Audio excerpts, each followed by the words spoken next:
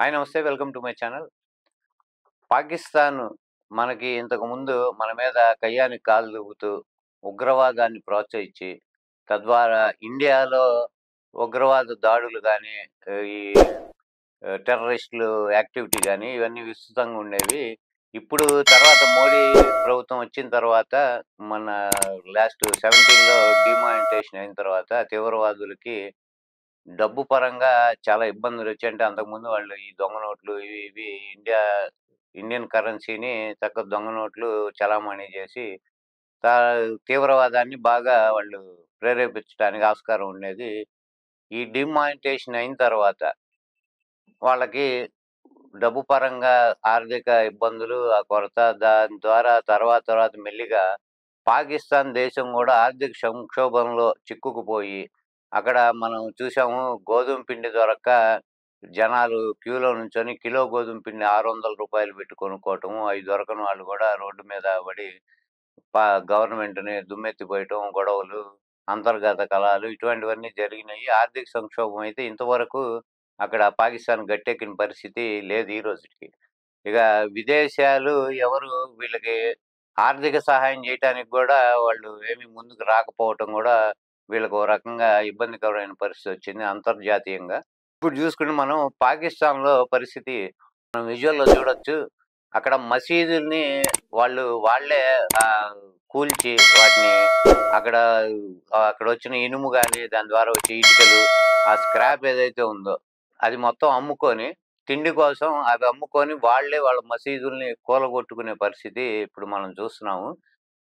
ఇది పాకిస్తాన్‌లో గత కొన్ని రోజులుగా ఇది మూడోగా మసీదు ఇట్లా వాళ్ళు కూలగొట్టి ఇట్లా దాని స్క్రాప్ అమ్ముకొని దాని ద్వారా వచ్చే డబ్బులతో వాళ్ళు ఆహారం కొనుక్కునే పరిస్థితిలో అయితే ప్రెజెంట్ వాళ్ళున్నారు. ఇంతకుముందు వాళ్ళ అల్లా ఒక్కడే దేవుడు, మిగతా మతాలని గాని, వాళ్ళని గాని తీవ్రంగా వ్యతిరేకించటం, అల్లా ఒక్కడే గొప్పవాడు అని మనకు ఇక పూర్వకాలం నుంచి చూసుకుంటే చరిత్రలో గూడా దేవాలయాల్ని కూలగొట్టి వాళ్ళు మసీదులు కట్టడం గాని, ఇంకా ఈ దేవాలయ విగ్రహాలు గాని, అవి ఇవన్నీ ధ్వంసం చేయటం, ఇవన్నీ మనం ఇంతకుముందు చూసాం. ఇప్పుడు దానికి రివర్స్‌గా పాకిస్తాన్‌లో వాళ్ళ మసీదుల్ని వాళ్ళే కూలగొట్టుకునే పరిస్థితి ఇప్పుడు మనం చూస్తున్నాము.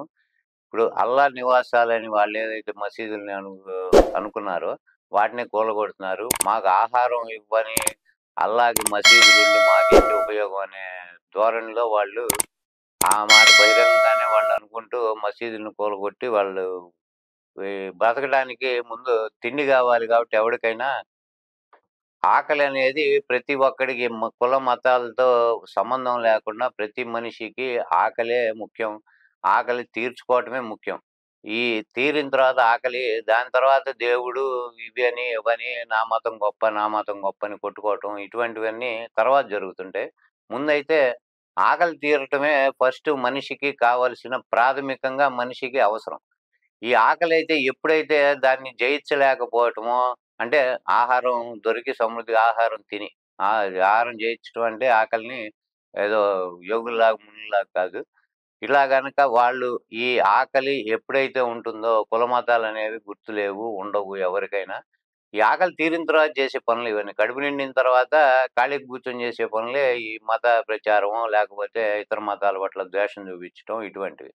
ఇప్పుడు పరిస్థితి ఇతర మతాల మీద పడటం కన్నా వీళ్ళు ఆకలి ఎలా తీర్చుకోవాలనే పనిలో వాళ్ళు వాళ్ళ మసీదులనే కూలగొట్టుకునే పరిస్థితిలో ఇప్పుడు పాకిస్తాన్‌లో అక్కడ ప్రజలు ఉన్నారు. అంటే దీన్ని బట్టి అర్థమయ్యేది ఏందంటే గతంలోకి ఇప్పటికి ఈ పరిస్థితికి కారణము మన భారత ప్రభుత్వం చేపట్టిన కట్టుదిట్టమైన చర్యలు. దీనివల్ల ఏందంటే ఇంటర్నేషనల్ అంతర్జాతీయంగా భారత ప్రతిష్టని పెంపొందించటం అంటే భారత ప్రతిష్ట ఇంతకు ముందు మీద అంతర్జాతీయంగా పెరగటం ఒకటి కారణము. తీవ్రవాదులకి, ఉగ్రవాదులకి ఇలా వాటిని ప్రోత్సహించే మన చుట్టుపక్కల ఉండి వాటిని మన మీదకి ప్రోత్సహించే దేశాలువి ఇలా ఆర్థికంగా వాళ్ళని దెబ్బకొట్టటం, వాళ్ళ ఆర్థిక స్థితిగతులు మారిపోయి, దాని ద్వారా వాళ్ళు ఇక్కట్లలో పడటము. ఇక అందుకని ఎప్పుడైనా మనకి అవతల వాడికి శత్రువుకి మనం వాడికేదైనా చుట్టూతా కొన్ని సమస్యలు సృష్టించి వదిలేస్తే చాలు. వాడు మన జోలికి రాడు. మనం వాళ్ళనేం ప్రత్యేకంగా చేయనవసరం లేదు. ఈ సూత్రం కరెక్ట్‌గా మన భారత ప్రభుత్వం పాటిచ్చింది గత 10 సంవత్సరాల్లో. దాని ద్వారా ఇప్పుడు వాళ్ళు ఇక్కట్లు ఎదుర్కొంటూ, వాళ్ళు చేసి ఇంతకుముందు వాళ్ళు గతంలో ఏం చేశారో చరిత్రలో, ఇప్పుడు వాళ్ళకి వాళ్ళే అది చేసుకోవటం అనేది చూస్తే మనం కర్మ సిద్ధాంతాన్ని మనం నమ్మేటట్లయితే గనక, ఆ కర్మ ఎవరిని ఎక్కడ విడిచిపెట్టదు. దానికి నిదర్శనం ఇటువంటి ఘటనలనేది మనకు అర్థమవుతుంది. జై హింద్.